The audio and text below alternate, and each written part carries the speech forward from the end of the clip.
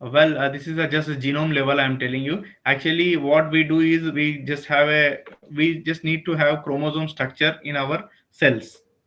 So this is just genome organization, how it will occur. The cell from nucleus to chromosome. We don't go into DNA and gene segments because we'll deal with only chromosomes in cytogenesis department. Okay, this is just basic karyotyping. And first most important thing in genetics is karyotyping is a worldwide standard method before they go for marriage also. This is a mandatory in US but not in India. So our sales team, they must know this criteria and they have to inform the same to doctors that before getting a marriage also we need to collect the samples for both couples before, and then only they can go for marriage. And because this is it will cause very bad impact after analysis, because some people will have some kind of different rare abnormalities. If they go for marriage also, it won't be good for them. And in cytogenetics department, what we can find out is many of might be knowing that numerical abnormalities will be knowing many of them. Like example is Down syndrome, Pathaus and Edwards syndrome. And suppose if it is 45x or if it is more than 47 also, it is a numerical abnormality. But structural abnormalities are also there in genetic disease. This might not be knowing many of them, but in structural abnormality there might be many reasons for getting an different translocations or deletions, inversions, duplications, even ring chromosomes. Many of them will be there, but this will come to know only when you collect the samples properly and when you give a proper clinical history. As of my knowledge, in Sandar, many of them are receiving the reports with genetic counseling as a recommendations, but not in depth. Am I right? Hello. Hello guys, is it audible? Yes, sir. Hello. It's audible. Yeah, please respond to him. The thing is, actually, I'm right. Whether in your report, karyotyping report, you will be able to find only genetic counseling as a recommendation. Is it right? Yes, it is. Yes, yes. My request to sales team is, so please collect the proper clinical history at the time of sample collection. Then I will give you a proper recommendations in report. Not only genetic counseling, I'll give the best recommendations also. Okay. Okay. Then I'm moving to another slide.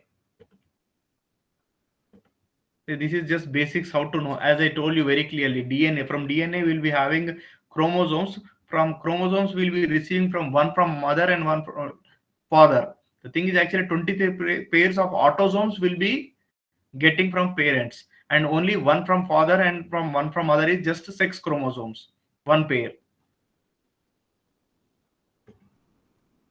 And techniques I wanted to inform you. See, just well, before collecting a sample, just take 2 to 3 ml of peripheral blood from patients.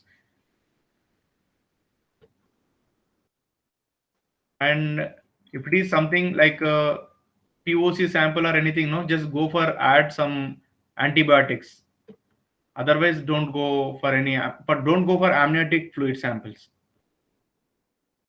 This is just basic technique. They nothing to do with sales people, because this will be doing in lab only.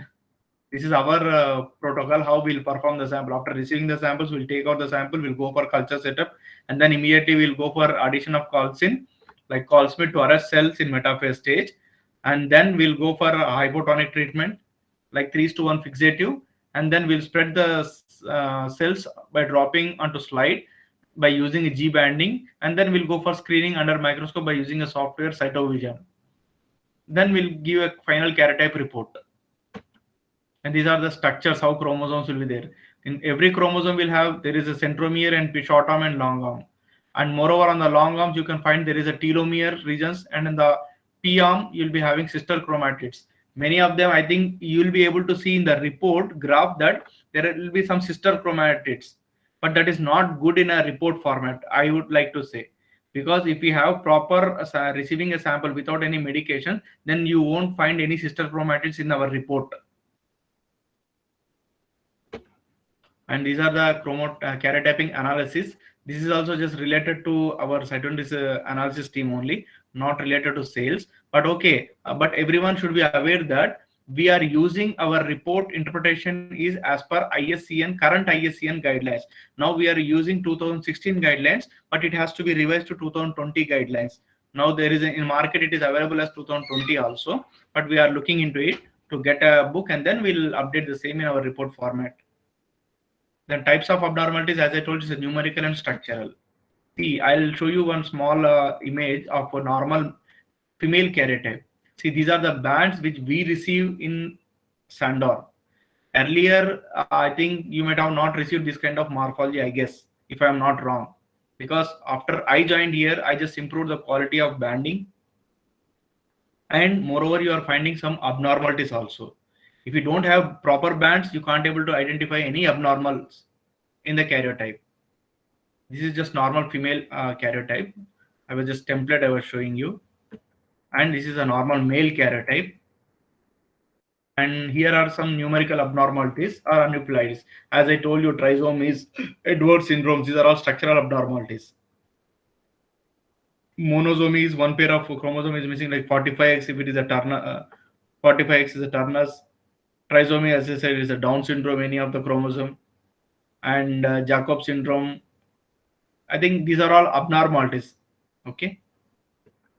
And monosomy, I just wanted to show you the image. I'll show you the image also in the next slide, but these are the things everyone should be able to know. Here only one X chromosome will be present in 23 pair of autosomes. Okay. So in these conditions, I would like to suggest to salespeople, please collect proper clinical history and then release the report.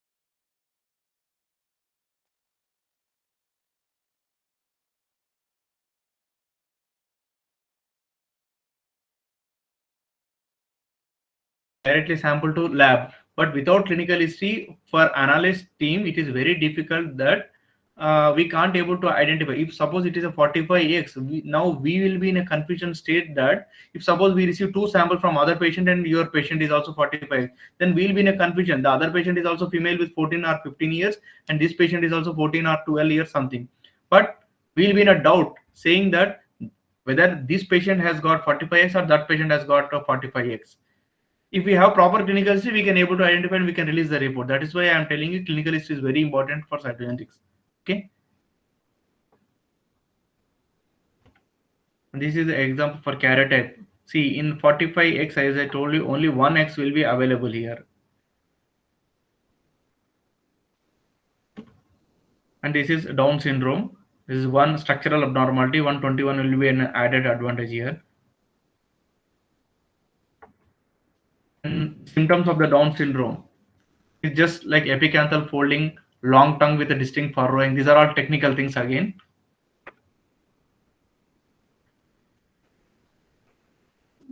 This is pentaploidy, nothing to worry about this. This is a general PPT, so I just incorporated this also in this. And one more is a triploid is also available. All five will be available. These are the structural abnormalities: deletions, duplications, translocation, inversion, and ring chromosomes.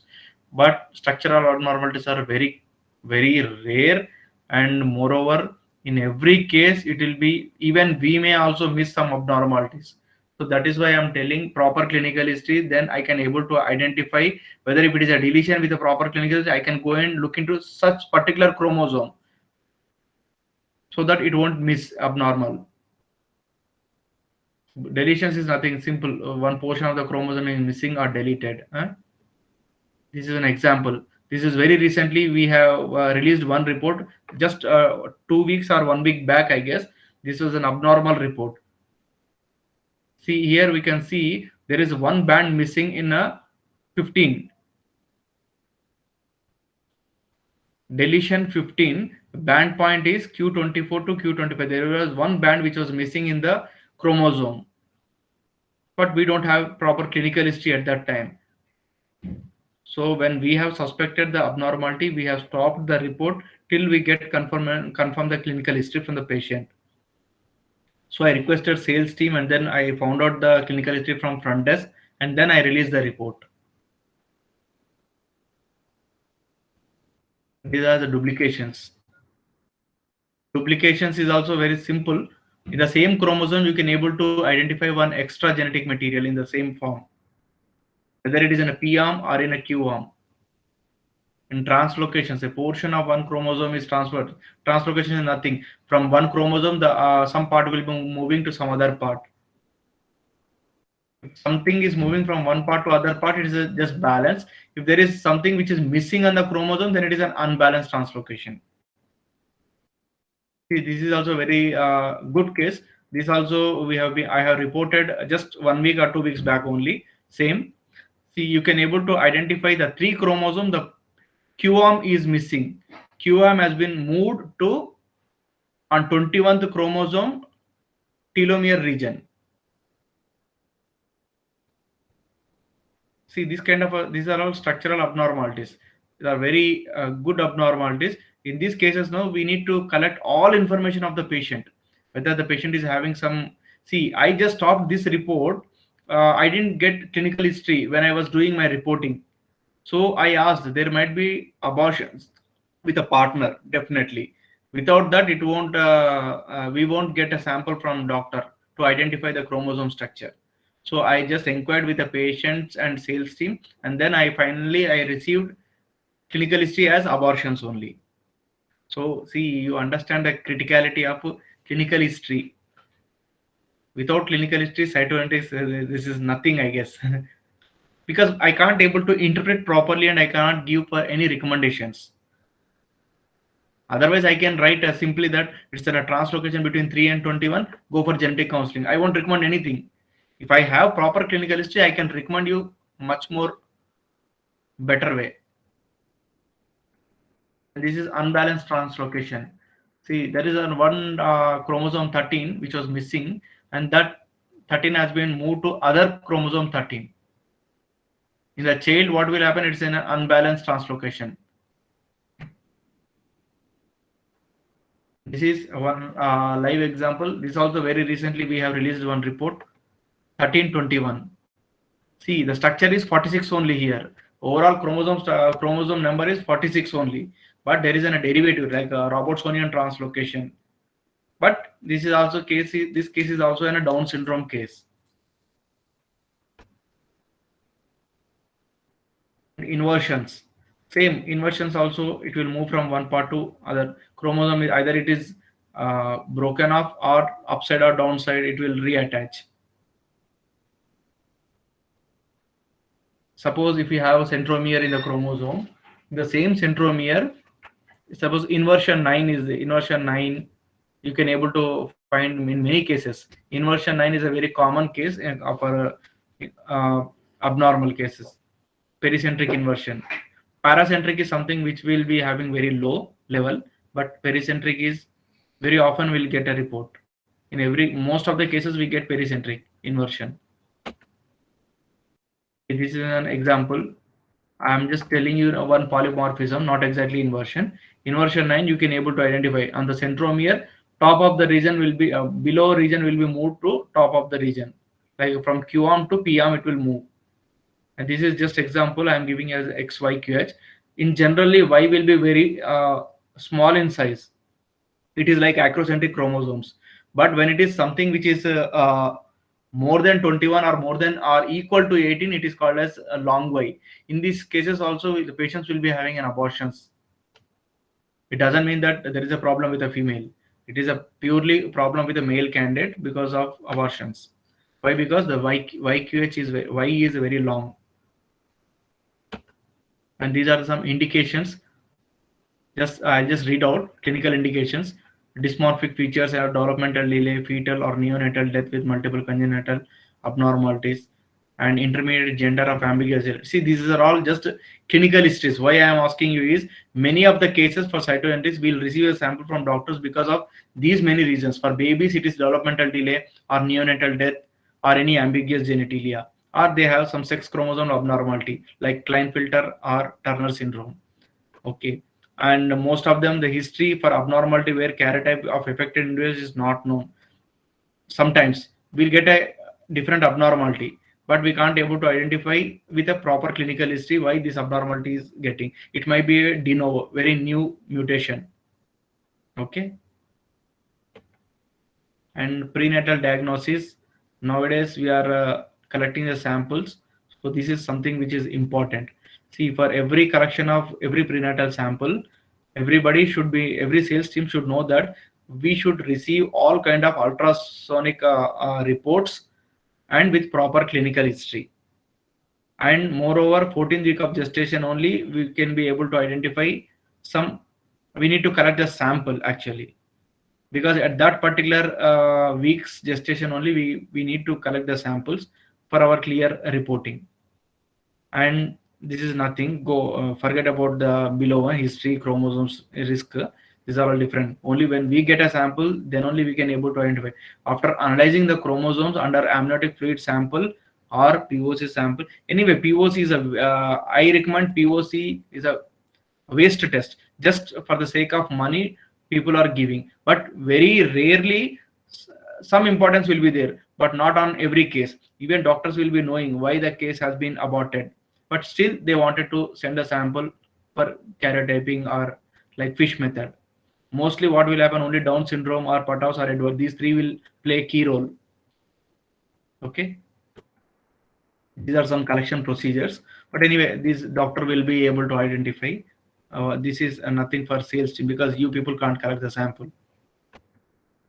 And here I'm mentioning the gestation weeks while collecting the samples. And this is something important, while collecting amniotic fluid sample, please collect the samples in centrifuge tubes, 15 ml torsion centrifuge tubes only. Why? Because if you collect the same in a container also, sterile container also, it will be rejected, because there might be a chances of getting a clear contamination, because we need to transfer the solution like amniotic fluid sample from torsion tubes, and we need to transfer it to centrifuge tubes again for centrifugation, because we need to collect this pellet from that sample. So if we collect a sample in torsion tube, it will be good, but if you collect the sample in sterile container, it will be very difficult for us to transfer again in torsion tubes and go for centrifugation, because there might be a chances of getting a contamination. Okay, and sample should reach the lab within 48 hours. Minimum is 20 ml to 30 ml. Minimum is 20. Okay, because we need to have a backup also, because we won't get again amniotic fluid sample. Only one time collection with a proper collection is required, and TAT is 21 working days.